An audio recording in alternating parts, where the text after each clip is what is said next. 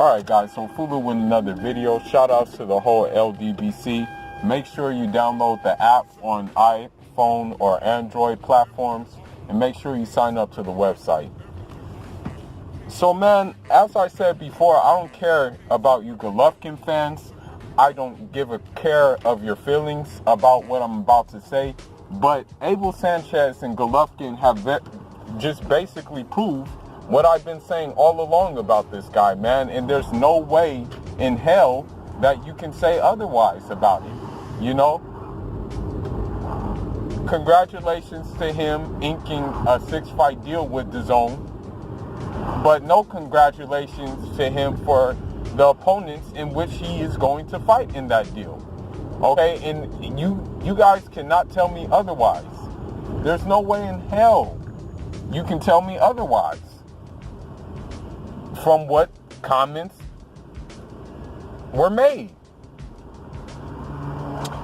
So Abel Sanchez and Gennady Golovkin have came out and said that that even if Daniel Jacobs, by a miracle, he definitely would be the miracle man if he pulls this off. Daniel Jacobs, even if he wins against Canelo, that they don't want to fight him. That they would still want to fight Canelo. But then here we go with the hypocrisy. Because in the same token, they said that, and this is Abel Sanchez's double-chinned ass. Abel Sanchez's double-chinned ass said, we beat both guys already, so why would we're not worried about that fight. You know, we already beat both guys. The hell you did. The first fight, no matter how you look at it, I had Golovkin winning the first fight just due to activity. You know, but they had it a tie, okay? There's no way to change that in the record books. It was a tie. The second fight, they had Canelo winning, and I have to agree with the decision. Canelo pushed the action, actually had Golovkin trying to fight off the back foot, just landing jabs. And that's just the reality of the situation. You know, you can't deny that. Okay, the jab does win the fight, but you need to follow up that jab with other things. And Golovkin didn't do that. So I had Canelo winning that fight, and the judges had Canelo winning that fight as well. So this is my thing about this whole situation. You say, my bad, I live by the airport. LAX is a busy-ass airport. All right? But you say that you guys want to fight the best. You say that sometimes the guys without the belt, sometimes the guys with the belts aren't the best. You say that the belts don't matter. But why not keep that same energy then? Let's say Jacobs does lose to Canelo. Are you going to want to fight Jacobs then? Or are you still going to want to fight Canelo? Since the belts don't matter. And that since sometimes the best don't have the belts. That's my question. You know, that's the question I have for Mr. Golovkin. Since the best don't always have the belts, are you going to want to fight Jacobs then? If he is to lose, which I expect him to do anyway, against Canelo? Are you still going to want to selectively pick opponents that you think you can beat? I'm not giving this man no passes, man. I'm not giving him any passes, okay? And you GGG fans who come on my page and troll and stuff like that, man, get the hell out of here. If you like GGG so much, why don't you move to Kazakhstan? Or why don't you go to Kazakhstan then? Why don't you go there? That's my whole thing. And then Abel Sanchez gets on my nerves too. He gets on my last nerves talking all this shit. But really, when you think about it, all of his fighters have been taking L's lately. Talk shit when your fighters are actually taking dubs. Don't talk shit when your fighters are constantly taking L's. Just shut the hell up, bro. For real. Like you're talking all this shit, but you're not backing it up. And then you guys want to gas up Triple G. Oh, Triple G. Oh, he knocked out cruiserweights in sparring. Oh, he knocked out heavyweights in sparring. Oh, he went through and knocked out 4 guys. But where's that energy in the ring, bruh? When it's time to fight? Yeah, he stopped Ivanez Monterosian, who was coming off a 2-year layoff and moving up in weight, and was just fighting for a damn paycheck. Was fighting for a last hurrah check. So please miss me with that, bruh. Really and truly.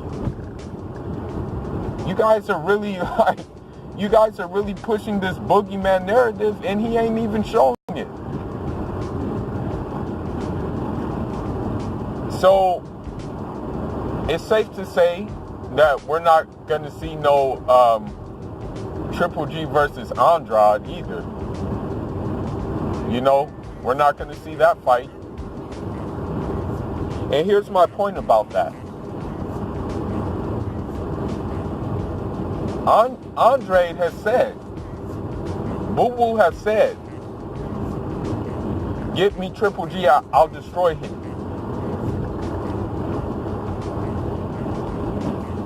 Coming from a fighter's perspective, if someone says that, I gotta go see that man. No ifs, ands, and buts about it. I gotta go take that fade. I can't let that slide. I have to go see that man. Let's say if that man got a fight, I got a fight, I'm victorious at my fight, that man's victorious at his fight, I now have to go see him, no ifs, ands, and buts about it. I gotta go say, okay, you know, you were talking fly, let's run it then.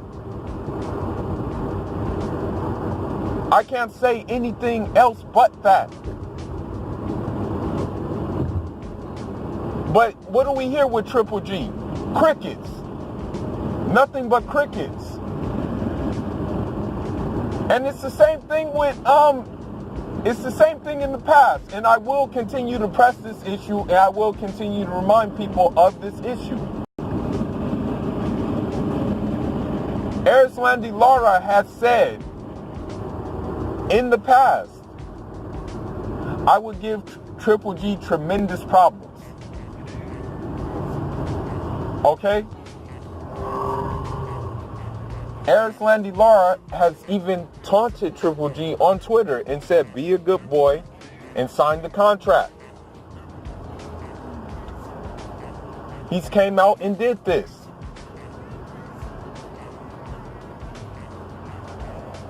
What do we hear on Triple G's side though?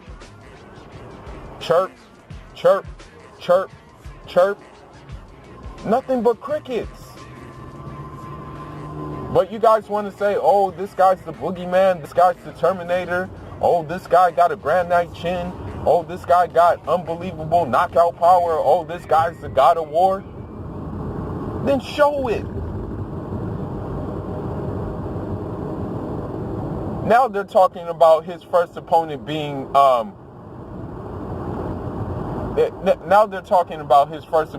some no-name guy with 19 wins, 0 losses, but only 4 KOs. What type of shit is that, man? And what I'm hoping is DAZN don't let this slide. I'm hoping DAZN really puts their foot on the gas and says, nah, man, you ain't fighting these gas station attendants and these construction workers. You got to get in there with some real smoke. No ifs, ands, and buts about it. And I don't give a shit what your trainer says. So I'm going to keep on pressing you. I'm going to continue to keep on putting my foot on his neck. No matter if you fans like it or not. I don't respect him. I really don't respect him. And this is the mark of a true champion. This is the mark of a guy who really wants smoke. In the Daniel Jacobs fight, many people thought that fight was a tie. Many people even thought Daniel Jacobs won that fight, even with getting knocked out. People thought so. If you're a true champion, you're not going to be happy at your performance. You're going to be like, damn, I barely got through that fight, man. Let me beat him more convincingly the next time around. Let me run it back and really show that I beat this guy, and now I'm going to beat him even more convincingly now.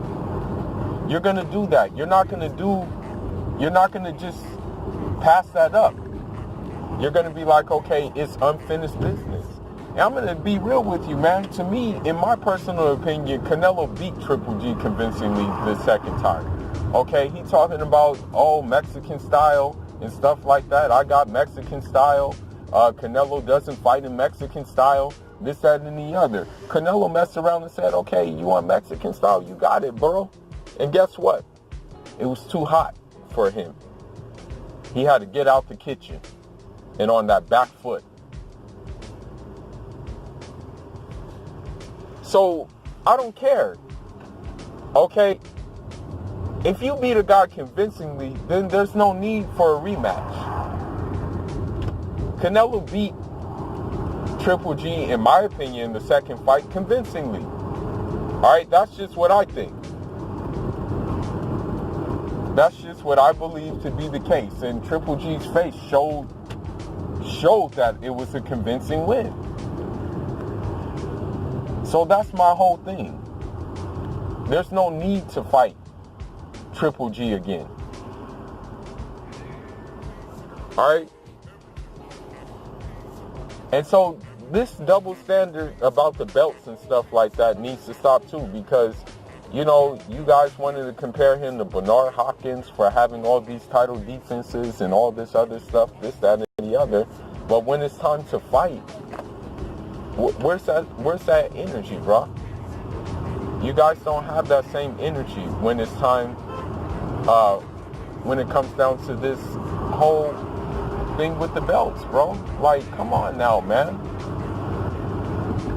I'm not gonna respect Triple G. I don't give a crap. You know, if you call me, oh, you're just being racist, oh, you're just being a bigot and stuff like that, man, you can cry me a river, you Justin Timberlake ass niggas. For real.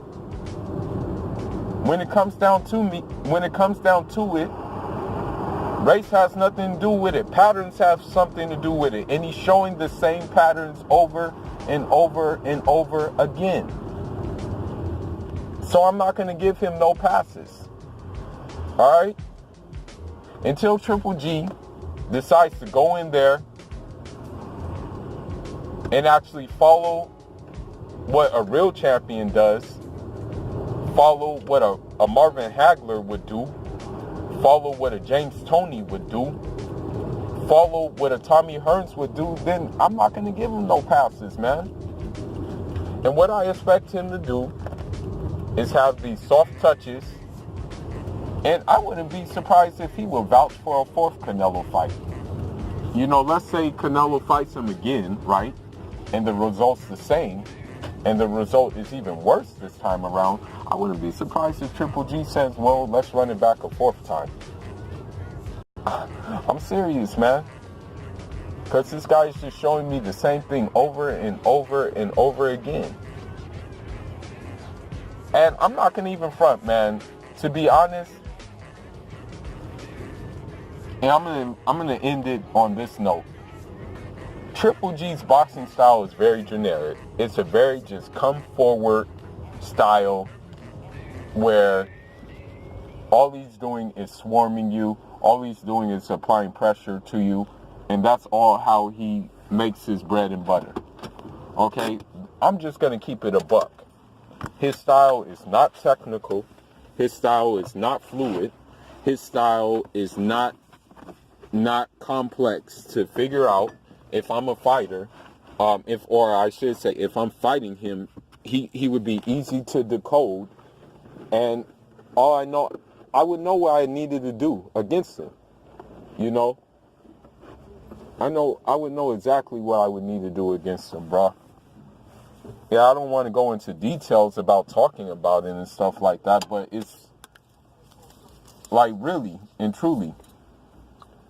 I'm just going to keep it a buck when I say that this guy is the beneficiary of a dumbass trainer who unfortunately has clout in this boxing arena, and the beneficiary of fans who buy into this boogeyman complex and this God of War complex, but really hasn't shown it.